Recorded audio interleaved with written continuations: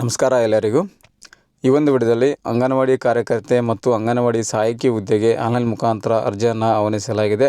ಎಷ್ಟು ಹುದ್ದೆಗಳು ಅರ್ಜಿ ಆಹ್ವಾನ ಕೊನೆಯ ದಿನಾಂಕ ಏನು, ವಿದ್ಯಾರ್ಥಿ ಏನು, ಅರ್ಜಿ ಯಾವ ರೀತಿ ಸಲ್ಲಿಸೋದು ಅಂತ ಸಂಪೂರ್ಣವಾದ ಮಾಹಿತಿಯನ್ನು ಈ ವಿಡಿಯೋದಲ್ಲಿ ನಿಮಗೆ ಕೊಡ್ತಾ ಹೋಗ್ತೀನಿ. ವಿಡಿಯೋನ ಪೂರ್ತಿಯಾಗಿ ನೋಡಿ. ನಿಮ್ಮ ಒಂದು ಗ್ರಾಮಕ್ಕೆ, ನಿಮ್ಮ ಒಂದು ವಾರ್ಡಿಗೆ ಈ ಒಂದು ಅಂಗನವಾಡಿ ಸಹಾಯಕಿ ಪೋಸ್ಟ್ ಕಾಲ್ಫರ್ಮ್ ಆಗಿದೆಯಾ ಇಲ್ಲ ಅಂತ ಈ ವಿಡಿಯೋದ ಮೂಲಕ ನೀವು ತಿಳ್ಕೊಬೋದು.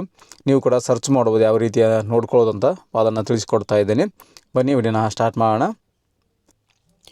ಸ್ನೇಹಿತರೆ, ಈ ಒಂದು ಮಹಿಳಾ ಮತ್ತು ಮಕ್ಕಳ ಅಭಿವೃದ್ಧಿ ಇಲಾಖೆ ವತಿಯಿಂದ ಒಂದು ಅಂಗನವಾಡಿ ಪೋಸ್ಟ್ ಮತ್ತು ಹೆಲ್ಪರ್ ಪೋಸ್ಟ್ಗೆ ಅಪ್ಲಿಕೇಶನ್ ಅರ್ಜಿ ಆಹ್ವಾನ ಆಗಿದೆ.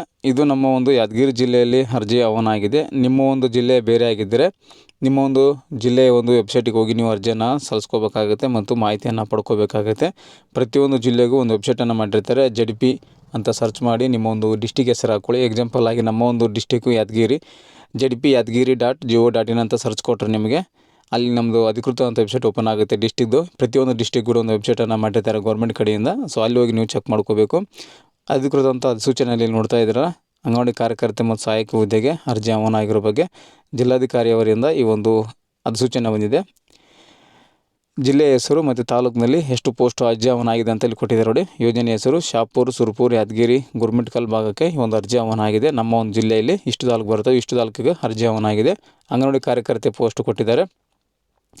ಶಾಪುರಕ್ಕೆ 12 ಬಂದಿದೆ, ಸುರಪುರಕ್ಕೆ 24, ಯಾದಗಿರಿಗೆ 16, ಗುರುಮಿಟ್ಕಲ್ಗೆ 9 ಅಂಗನವಾಡಿ ಕೇಂದ್ರ ಅರ್ಜಿಯನ್ನು ಆಹ್ವಾನಿಸಲಾಗಿದೆ. ಒಟ್ಟು 61 ಪೋಸ್ಟ್ಗಳಿಗೆ ಅರ್ಜಿ ಆಹ್ವಾನ ಆಗಿದೆ. ಒಟ್ಟು 4 ಜಿಲ್ಲೆಗಳಿಗೆ ಸೇರಿಸಿ 61 ಅಂಗನವಾಡಿ ಕಾರ್ಯಕರ್ತೆ. ಅದರಲ್ಲಿ ಅಂಗನವಾಡಿ ಸಹಾಯಕಿ ಹುದ್ದೆಗಳಿಗೆ 171 ಪೋಸ್ಟ್ ಇದ್ದಾವೆ. ಅತಿ ಹೆಚ್ಚು ಇರೋದು ಅಂಗನವಾಡಿ ಸಹಾಯಕಿ ಹುದ್ದೆಗೆ ಅತಿ ಹೆಚ್ಚು ಪೋಸ್ಟನ್ನು ಇಟ್ಟಿದ್ದಾರೆ, 171 ಪೋಸ್ಟ್ ಅಂತಲೇ ಹೇಳ್ಬೋದು.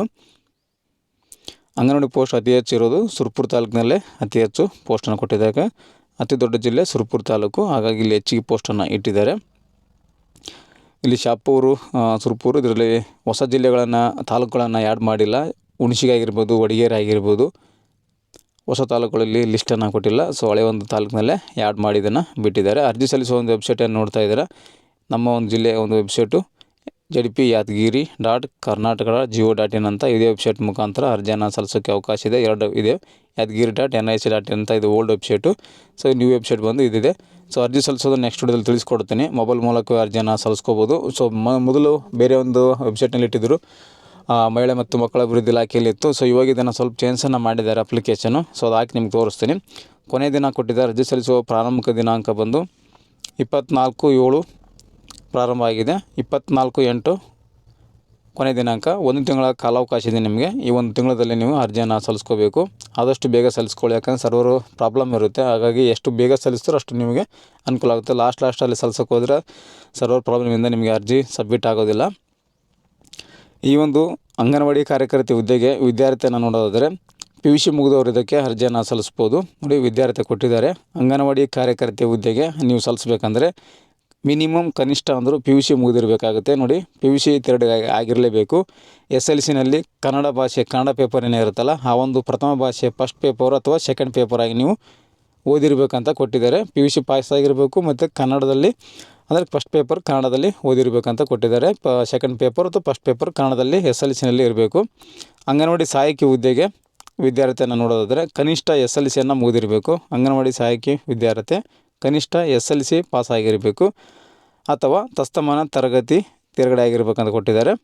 ಮಿನಿಮಮ್ 10ನೇ ಕ್ಲಾಸ್ ಪಾಸ್ ಆಗಿದ್ದವರಿಗೆ ಈ ಒಂದು ಸಹಾಯಕಿ ಹುದ್ದೆಗೆ ಅರ್ಜಿಯನ್ನು ಸಲ್ಲಿಸೋಕ್ಕೆ ಎಲಿಜಿಬಲ್ ಅಂತ ಹೇಳ್ಬೋದು. ಇನ್ನೊಂದು ಟರ್ಮ್ಸ್ ಆ್ಯಂಡ್ ಕಂಡೀಷನ್ ಏನಿಟ್ಟಿದ್ದಾರಪ್ಪ ಅಂದರೆ ಅಂಗನವಾಡಿ ಸಹಾಯಕಿ ಹುದ್ದೆಗೆ SLCನಲ್ಲಿ 625ಕ್ಕೆ 219 ಅಂಕಗಳನ್ನು ಪಡೆದಿರಲೇಬೇಕಂತ ಕೊಟ್ಟಿದ್ದಾರೆ. 219 ಅಂಕ ಯಾರು ಪಡೆದಾರೆ ಅವರು ಮಾತ್ರ ಅರ್ಜಿಯನ್ನು ಸಲ್ಲಿಸ್ಕೊಳ್ಳಿ.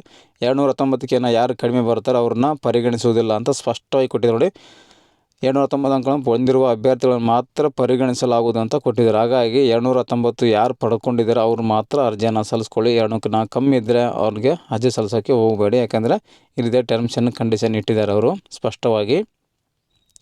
ಈ ಒಂದು ಅಂಗನವಾಡಿ ಕಾರ್ಯಕರ್ತೆ ಮತ್ತು ಸಹಾಯಕಿ ಹುದ್ದೆಗೆ ಆದ್ಯತೆಗಳು ನೋಡ್ತಾ ಇದ್ದಾರೆ. ಇಲ್ಲಿ ಫಸ್ಟ್ ಪ್ರಿಫರೆನ್ಸ್ ಯಾರಿಗೆ ಕೊಡ್ತಾರಪ್ಪ ಅಂದರೆ ಈ ಒಂದು ಪೋಸ್ಟ್ಗಳಿಗೆ ಆ್ಯಸಿಡ್ ದಾಳಿಗೆ ಒಳಗಾದ ಮಹಿಳೆಯರಿಗೆ ಮೊದಲ ಆದ್ಯತೆಯನ್ನು ಕೊಡಲಾಗುತ್ತೆ ಅಂತ ಕೊಟ್ಟಿದ್ದಾರೆ. ನೋಡಿ, ಆ್ಯಸಿಡ್ ಒಳಗಾಗಿರ್ಬೇಕಂತ ಸಂತ್ರಸ್ತ ಮಹಿಳೆಯರಿಗೆ ಮಾತ್ರ ಮೊದಲ ಆದ್ಯತೆ. ಅದ ನಂತರ ಆಲ್ರೆಡಿ ಒಂದು ಮಹಿಳಾ ಮತ್ತು ಮಕ್ಕಳ ಅಭಿವೃದ್ಧಿ ಇಲಾಖೆಯಲ್ಲಿ ಸೇವೆ ಸಲ್ಲಿಸ್ತಾ ಇರುವಂಥ ಕೆಲಸ ಮಾಡ್ತಾ ಇರುವಂಥ ಮಹಿಳೆಯರಿಗೆ 2ನೇ ಆದ್ಯತೆಯನ್ನು ಕೊಡಲಾಗುತ್ತೆ ಅಂತ ಕೊಟ್ಟಿದ್ದಾರೆ. ಇಲಾಖೆ ಸಂಸ್ಥೆಗಳ ನಿವಾಸಿಗಳ ಆಯ್ಕೆ ಅಂತ ಕನಿಷ್ಠ 3 ವರ್ಷ ಸೇವೆ ಸಲ್ಲಿಸಿರಬೇಕು ಅಂಥ ಒಂದು ಮಹಿಳೆಯರಿಗೆ 10 ಬೋನಸ್ ಅಂಕಗಳನ್ನು ಕೊಡಲಾಗುವುದು ಅಂತ ಕೊಟ್ಟಿದ್ದಾರೆ. ಬೋನಸ್ ಅಂಕಗಳ ಆಧಾರದ ಮೇಲೆ ಇವ್ರನ್ನ ಸೆಲೆಕ್ಟನ್ನು ಮಾಡ್ತಾರೆ. ನಿಮಗೆ ಮೇಲೆ ಆ್ಯಸಿಡ್ ದಾಳಿಗೊಳಗಾದ ಮಹಿಳೆಯರಿಗೆ 5 ಅಂಕಗಳನ್ನು ಬೋನಸ್ ಅಂಕಗಳನ್ನು ಕೊಡಲಾಗ್ತಾ ಇದೆ. ಆಲ್ರೆಡಿ ಸೇವೆಯನ್ನು ಸಲ್ಲಿಸ್ತಾ ಇರೋರು ಗುತ್ತಿಗೆ ಆಧಾರದ ಮೇಲೆ ಸಲ್ಲಿಸ್ತಾ ಇದ್ದರೆ ಅಂಥವರಿಗೆ 10 ಅಂಕಗಳ ಬೋನಸ್ ಕೊಡ್ತಾರೆ. ಅದಾದ ನಂತರ ಥರ್ಡ್ ಚಾಯ್ಸ್ ಬಂದು ವಿಧವೆಯರಿಗೆ 3ನೇ ಸ್ಥಾನವನ್ನು ಇಟ್ಟಿದ್ದಾರೆ ನೋಡಿ. ವಿಧವೆಯರಾಗಿದ್ದರೆ ಗಂಡ ಸತ್ತ ಮಹಿಳೆಯರಿಗೆ ಅವರಿಗೂ ಕೂಡ ಈ ಒಂದು ಅವಕಾಶ ಇರುತ್ತೆ. ಅವರಿಗೂ ಕೂಡ ಯಾವುದೇ ಥರ ಬೋನಸ್ ಅಂಕ ಇಟ್ಟಿರುವುದಿಲ್ಲ.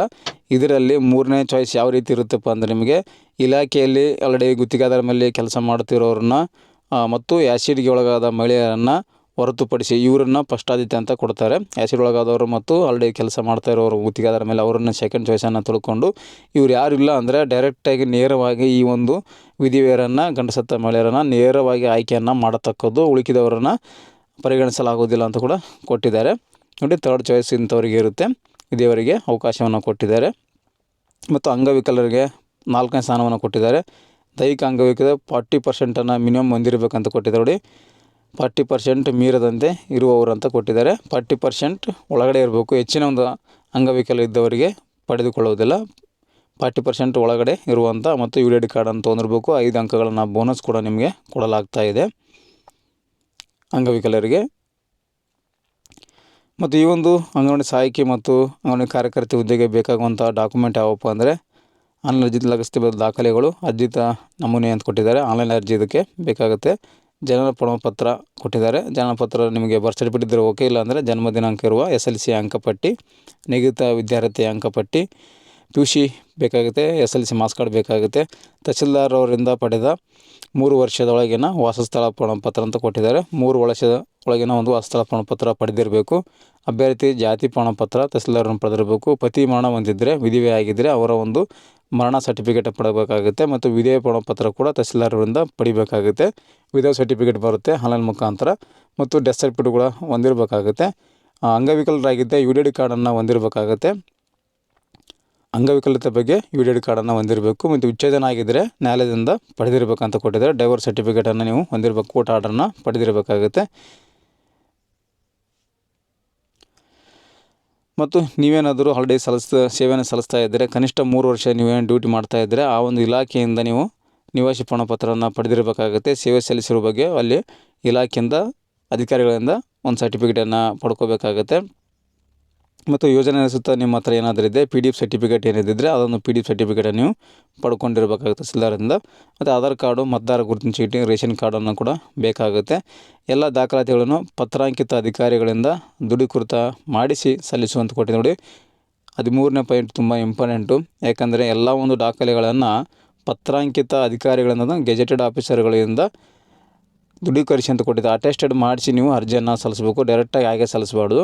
ಯಾವುದೇ ಒಂದು ಡಾಕ್ಯುಮೆಂಟ್ ಇದ್ದರೆ ಅದಕ್ಕೆ ಒಂದು ಜೆರಾಕ್ಸ್ ಕಾಪಿ ಅಂದ್ಕೊಳ್ಳಿ. ಆ ಜೆರಾಕ್ಸ್ ಕಾಪಿಗೆ ಒಂದು ಅಟೆಸ್ಟೆಡ್ ಮಾಡಿಸ್ಬೇಕು. ಗ್ರೇಡ್ 1 ಆಫೀಸರ್ಗಳಿಂದ ಅಟೆಸ್ಟೆಡ್ ಮಾಡಿಸಿ ಈ ಒಂದು ಅಪ್ಲೋಡನ್ನು ಮಾಡತಕ್ಕದ್ದು. ಹಾಗೂ ಹೆಚ್ಚಿನ ಮಾಹಿತಿಗಾಗಿ ನಾವು ನಂಬರನ್ನು ಕೊಟ್ಟಿರ್ತೀನಿ, ಲೇನ್ ಸ್ಕ್ರೀನಲ್ಲಿ ನೋಡ್ತಾ ಇದ್ದೀರಾ. ಈ ಒಂದು ನಂಬರ್ಗಳಿಗೆ ಕರೆ ಮಾಡಿ. ನೀವೇನಾದರೂ ಶಾಪುರ ತಾಲೂಕಿನವರಾಗಿದ್ದರೆ ಶಾಪುರ ತಾಲೂಕಿನ ಒಂದು ಅಧಿಕಾರಿಗಳ ಒಂದು ನಂಬರ್, ಆಫೀಸ್ ನಂಬರ್ ಮತ್ತು ಮೊಬೈಲ್ ನಂಬರ್ ಇದೆ. ಸುರಪುರ ತಾಲೂಕು, ಯಾದಗಿರಿ, ಗುರುಮಿಟ್ಕಲು ಎಲ್ಲ ಇಲ್ಲಿ ಕೊಟ್ಟಿರ್ತೀನಿ. ಡಿಸ್ಕ್ರಿಪ್ಷನಲ್ಲಿ ಕೂಡ ಹಾಕಿರ್ತೀನಿ, ನೋಡ್ಕೊಳ್ಳಿ. ಈ ಒಂದು ನಂಬರ್ ನೋಡ್ಕೊಂಡು ನಿಮಗೆ ಏನು ಹೆಚ್ಚಿನ ಮಾಹಿತಿ ಬೇಕು ಅಂದರೆ ಈ ಒಂದು ನಂಬರಿಗೆ ಕರೆ ಮಾಡಿ ಮಾಹಿತಿಯನ್ನು ಪಡ್ಕೊಳ್ಳಿ.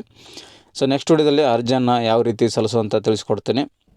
ಮೊಬೈಲ್ ಮೂಲಕ ಅರ್ಜಿಯನ್ನು ಸಲ್ಲಿಸ್ಬೋದು, ಯಾವುದೇ ರೀತಿ ತೊಂದರೆ ಇಲ್ಲ, ತುಂಬ ಈಸಿಯಾಗಿದೆ.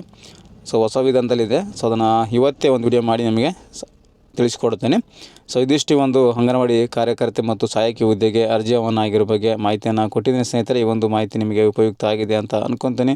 ನೆಕ್ಸ್ಟ್ ವಿಡಿಯೋದಲ್ಲಿ ಮತ್ತೊಂದು ಮಾಹಿತಿಯೊಂದಿಗೆ ಮತ್ತೊಂದು ವಿಡಿಯೋದಲ್ಲಿ ನಿಮ್ಮನ್ನು ಭೇಟಿ ಆಗ್ತೀನಿ. ಅಲ್ಲಿವರೆಗೂ ನಮ್ಮ ವೀಡಿಯೋಸನ್ನು ನೋಡ್ತಾ ಇರಿ, ಸಪೋರ್ಟ್ ಮಾಡಿ ಅಂತ ಹೇಳ್ತಾ ಥ್ಯಾಂಕ್ಸ್ ಫಾರ್ ದ ವಾಚಿಂಗ್.